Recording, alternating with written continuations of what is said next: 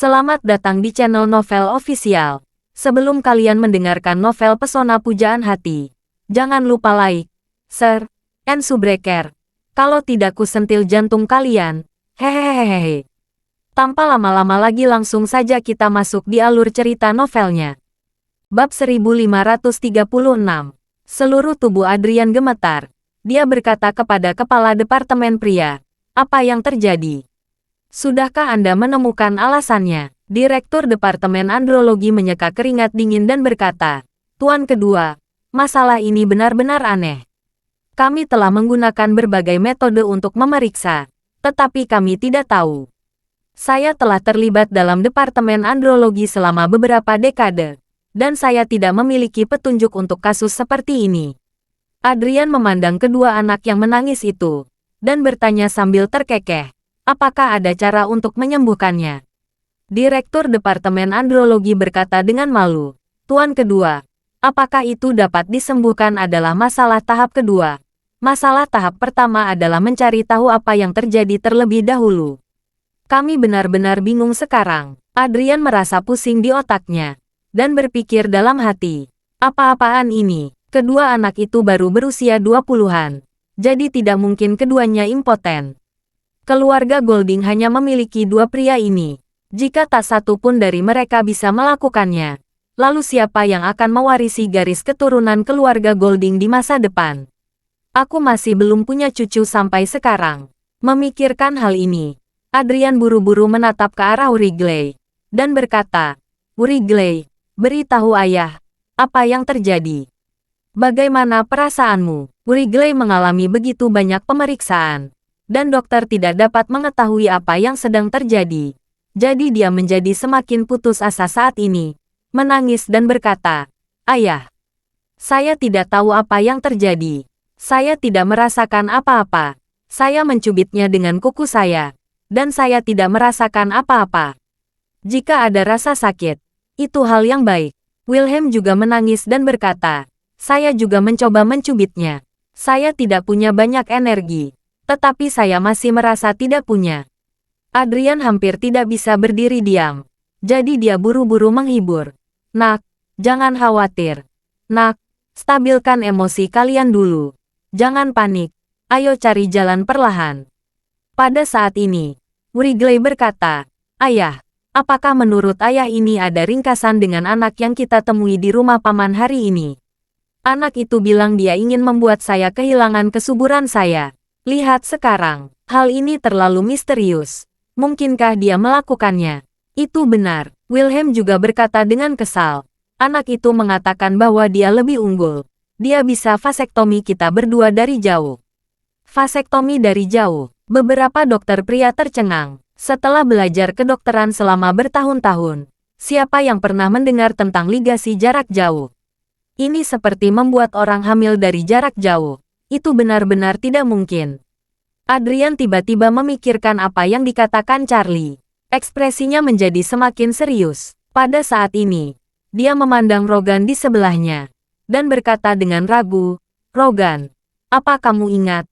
Anak itu sepertinya bertanya pada kita berdua, mengatakan bahwa kita belum terlalu tua, dan kita masih memiliki kesuburan."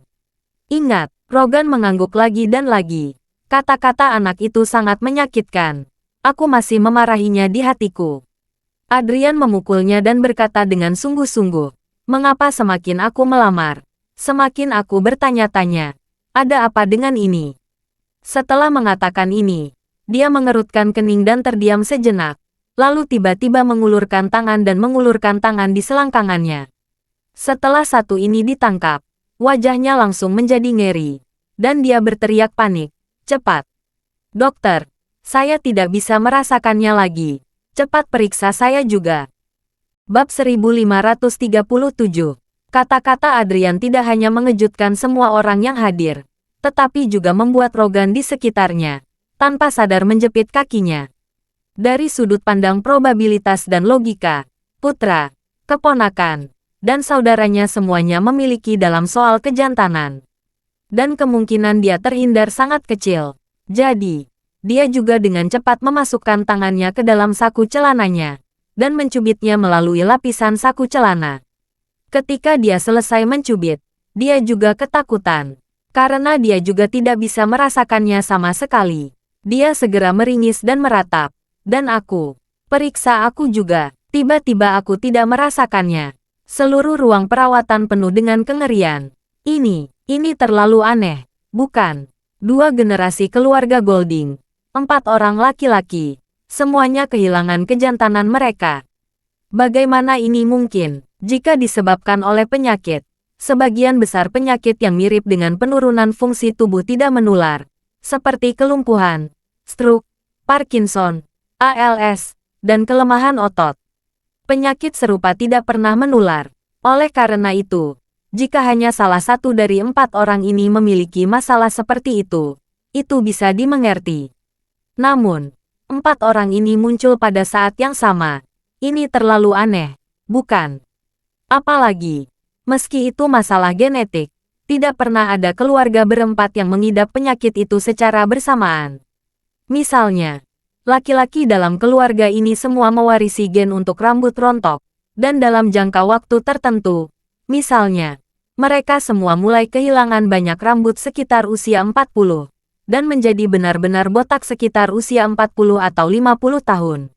Namun, mereka belum pernah mendengar ada orang yang mewarisi kerontokan rambut. Dan kemudian tiba-tiba suatu hari, 4 pria, 48 tahun, 46 tahun, 24 tahun, dan 21 tahun, semuanya menjadi botak pada saat yang bersamaan. Misalnya, laki-laki dalam keluarga ini semua mewarisi gen untuk rambut rontok, dan dalam jangka waktu tertentu, misalnya, mereka semua mulai kehilangan banyak rambut sekitar usia 40, dan menjadi benar-benar botak sekitar usia 40 atau 50 tahun. Namun, mereka belum pernah mendengar ada orang yang mewarisi kerontokan rambut, dan kemudian tiba-tiba suatu hari, 4 pria, 48 tahun, 46 tahun, 24 tahun, dan 21 tahun, semuanya menjadi botak pada saat yang bersamaan. Semakin Direktur Departemen Andrologi berpikir, semakin bingung. Telapak tangan yang sudah tegang penuh dengan keringat. Karena dia sama sekali tidak tahu harus memulai pengobatan dari mana. Setelah pengujian sistematis, dia pada dasarnya yakin bahwa 4 orang dalam keluarga Golding ini memiliki gejala yang bertahan sama. Tetapi dia tidak dapat mengetahui apa penyebab penyakit mereka. Jadi dia buru-buru bertanya, "Tuan kedua, Tuan ketiga, tolong bantu saya mengingat dengan hati-hati. Tempat-tempat tidak biasa apa yang baru-baru ini kalian kunjungi? Makanan tidak biasa apa yang kalian makan bersama? Dan makanan tidak biasa apa yang kalian temui bersama? Terutama sesuatu yang mengandung radioaktif." "Tidak," Adrian berseru. "Kami semua sudah lama berada di Eastcliff, dan tidak pernah pergi kemana-mana. Kita tidak pernah berhubungan dengan sesuatu yang aneh." Rogan mengangguk lagi dan lagi.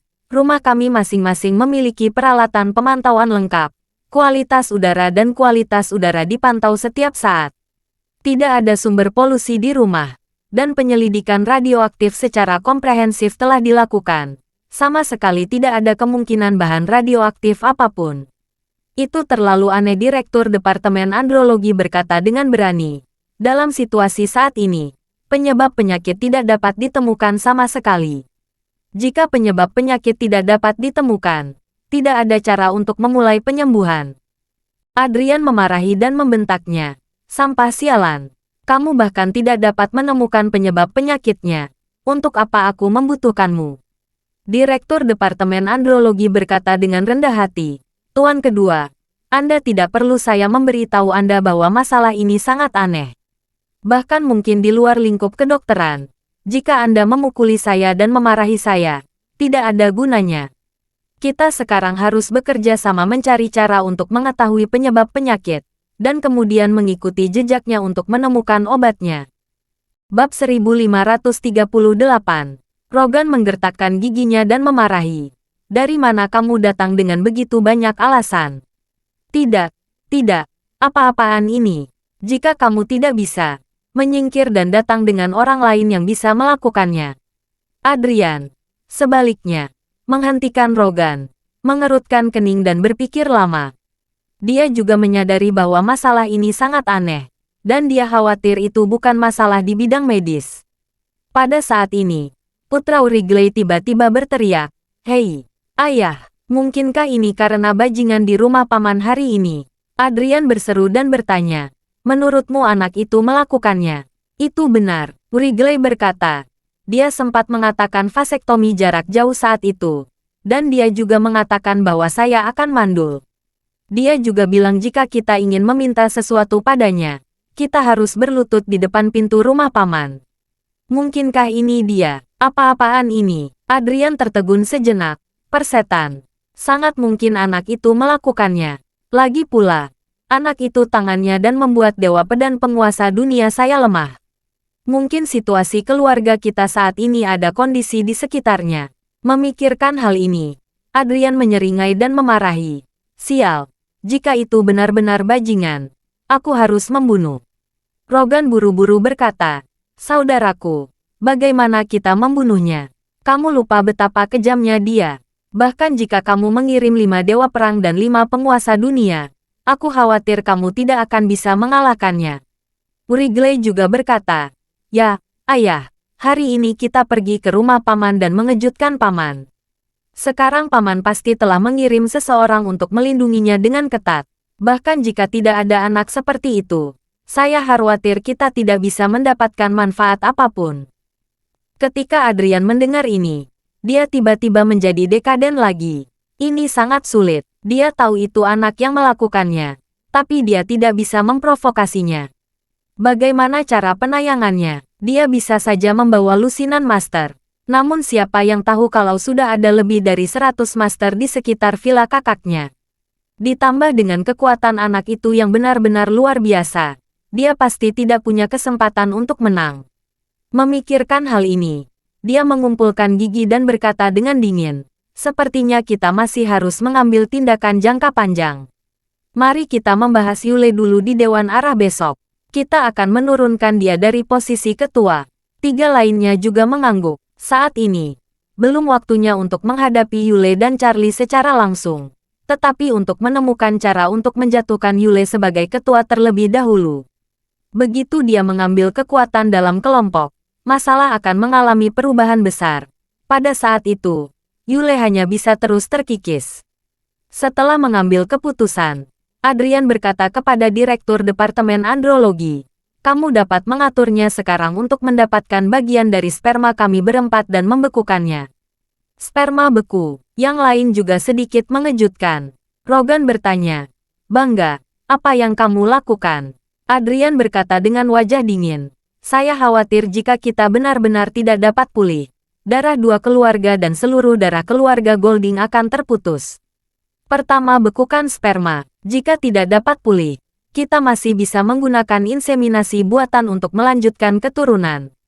Rogan tiba-tiba menyadari bahwa saudara laki-laki kedua merencanakan yang terburuk, meninggalkan benih untuk kedua keluarga terlebih dahulu. Dia tidak bisa menahan desahan dalam hatinya. Saya harus akui, ide kakak kedua sangat jauh ke depan. Kalau dipikir-pikir, dia adalah orang yang memiliki pandangan yang bagus tentang situasi secara keseluruhan. Jika saya yang mengambil keputusan, saya pasti tidak akan memikirkan hal ini. Dan situasi terburuk akan datang, keluarga Golding akan kehilangan keturunan bukan. Bab 1539. 2 orang muda, Wrigley dan Wilhelm, juga menyadari pentingnya masalah ini. Jadi mereka berdua mengangguk setuju. Membekukan sperma terlebih dahulu sama dengan meninggalkan benih, dan sangat mudah untuk menginginkan anak di masa depan. Lagi pula, seperti kata pepatah lama, bersiaplah.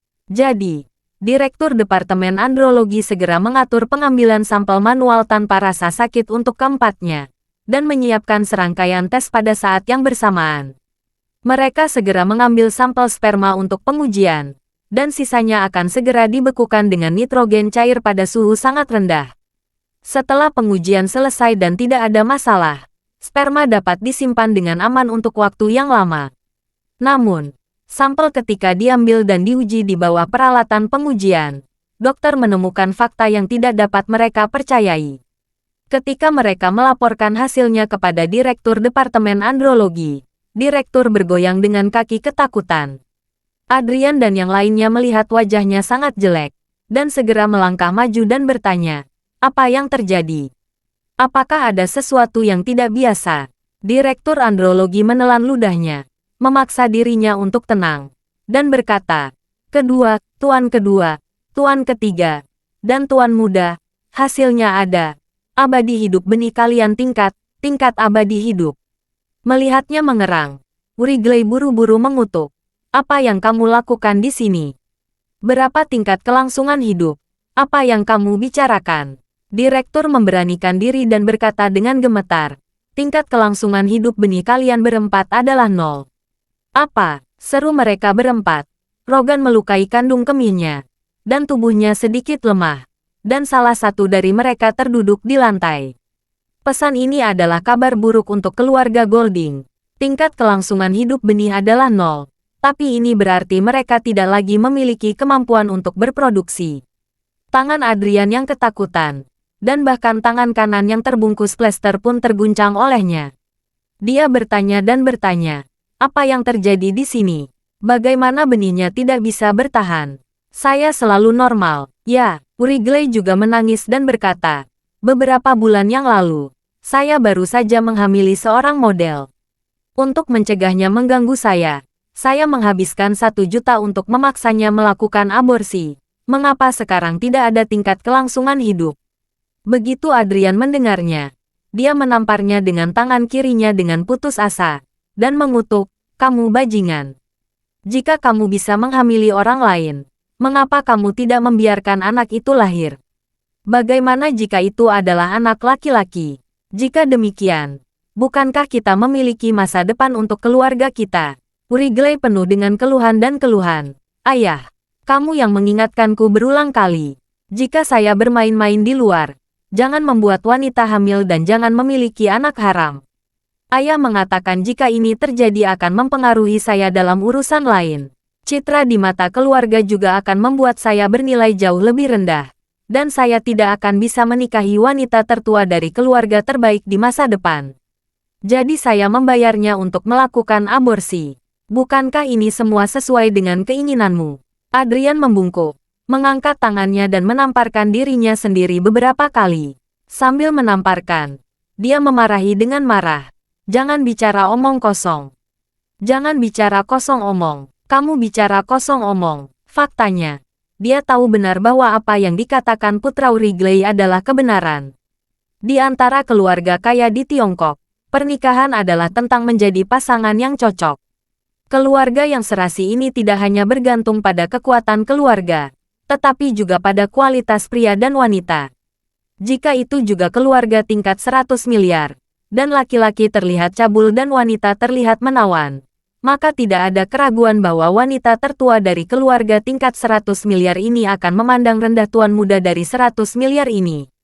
Jika itu juga keluarga tingkat 100 miliar, dan laki-laki terlihat cabul dan wanita terlihat menawan, maka tidak ada keraguan bahwa wanita tertua dari keluarga tingkat 100 miliar ini akan memandang rendah tuan muda dari 100 miliar ini. Jika itu juga keluarga ratusan miliar dolar, laki-laki itu berbakat dan perempuan itu berantakan, dan tuan muda tertua tidak akan berkompromi. Selain tampilan, jika salah satunya memiliki rekam jejak yang buruk, juga akan sangat mengurangi kehilangannya sendiri. Bab 1540. Di antara aturan-aturan itu, laki-laki kehilangan poin terbanyak ketika mereka memiliki anak haram di luar. Pernikahan keluarga besar, baik laki-laki atau perempuan, dimanjakan oleh orang tua. Wanita tertua mana yang rela menikah dengan anak haram untuk menjadi ibu tiri? Itu tidak mungkin. Bahkan ketika Queen bertemu Charlie, dia sangat mementingkan masalah ini. Dia masih muda dan seorang wanita. Bagaimana dia bisa bersedia menjadi ibu tiri? Adrian juga ingin anak mempertahankan daya saingnya sendiri. Jadi dia berulang kali diberitahu bahwa dia bisa bermain di luar, tetapi dia tidak boleh memiliki anak. Pada saat itu, dia tidak pernah berpikir bahwa anak akan kehilangan kesuburan suatu hari nanti. Nah sekarang, tingkat kelangsungan hidup benih adalah 0, dan ada anak haram yang telah dihancurkan. Bukankah ini benar-benar akan memotong keturunan di masa depan? Wrigley juga sangat sedih. itu tidak berguna bagi dirinya sendiri, dan benihnya tidak memiliki tingkat kelangsungan hidup. Di masa depan, dia tidak hanya tidak memiliki kesempatan untuk mendekati wanita cantik, dia juga tidak memiliki kesempatan untuk menjadi seorang ayah. Bukankah ini seperti menjadi Kasim? Memikirkan hal ini, dia memandang Adrian dengan panik, dan berkata, "Ayah, ini pasti penipuan di keluarga paman yang melakukan sesuatu pada kita. Atau ayo kita memohon padanya. Aku masih muda. Aku tidak ingin terus menjadi Kasim." Wilhelm di samping juga ketakutan setengah mati, menangis dan berkata, "Ayah, paman. Aku juga tidak ingin menjadi Kasim seumur hidup." Adrian berkata dengan wajah gelap, "Pergi dan mohon dia sekarang. Apa yang akan terjadi dengan Dewan Arah besok? Ketika saya berada di rumah pamanmu hari ini, saya sudah melepaskannya. Dan saya akan menemuinya di dewan langsung besok. Jika kita pergi untuk memohon pada anak itu hari ini, mereka pasti akan mengancam dewan langsung. Dan, mungkin pamanmu akan menggunakan ini untuk memaksaku dan paman ketigamu menjual semua hak suara. Kalau begitu, kami tidak akan pernah bisa menjatuhkan pamanmu. Di Golding Group, saham dan hak suara sesuai. Dengan kata lain, jika memiliki 51% saham, akan memiliki 51% hak suara. Selama hak suara memberikan 51%, itu dapat memutuskan semua urusan perusahaan. Tapi ada yang menyampaikan, misalnya, jika Adrian secara sukarela, atau terpaksa menyerahkan hak suara sesuai dengan bagian saham yang dimilikinya kepada Yule, maka Yule akan mendapatkan bagiannya dari hak untuk berbicara. Dan Adrian, meskipun sahamnya masih ada, tetapi hak suara hilang, dan hak berbicara juga hilang. Ini juga merupakan alasan mendasar mengapa Jack Ma dari Alibaba memiliki rasio kepemilikan saham yang sangat rendah, namun memiliki suara yang tinggi. Jika pemegang saham lain mempercayainya, atau mereka tidak dapat melawannya, dan mengalihkan semua hak suara mereka kepadanya, maka dia secara alami akan dapat mengungkapkan pikirannya. Inilah yang sedang dibicarakan Adrian saat ini. Dia sangat tertekan saat ini, dan dia tidak bisa berpikir untuk dirinya sendiri. Saya sangat menyalahkan saya karena murah. Saya mengangkat Dewan Arah terlebih dahulu, dan menamparkan wajah kakak laki-laki itu. Jika saya pergi ke Yule sekarang untuk berjanji lembut, dia pasti akan dilawan oleh Yule. Jadi, tidak peduli apa, kamu harus menanggungnya sampai besok setelah perebutan kekuasaan yang sukses. Itu benar-benar tidak berhasil. Kamu dapat menggunakan uang untuk membeli pemuda dari keluarga Yule setelah masalah selesai. Jika 10 juta tidak cukup, maka 100 juta. Jika 100 juta tidak cukup, maka 1 miliar. Lagi pula, tidak ada seorang pun di dunia ini yang tidak dapat dibeli dengan uang. Terima kasih sudah mendengarkan cerita novel Pesona Pujaan Hati. Sampai jumpa di novel selanjutnya.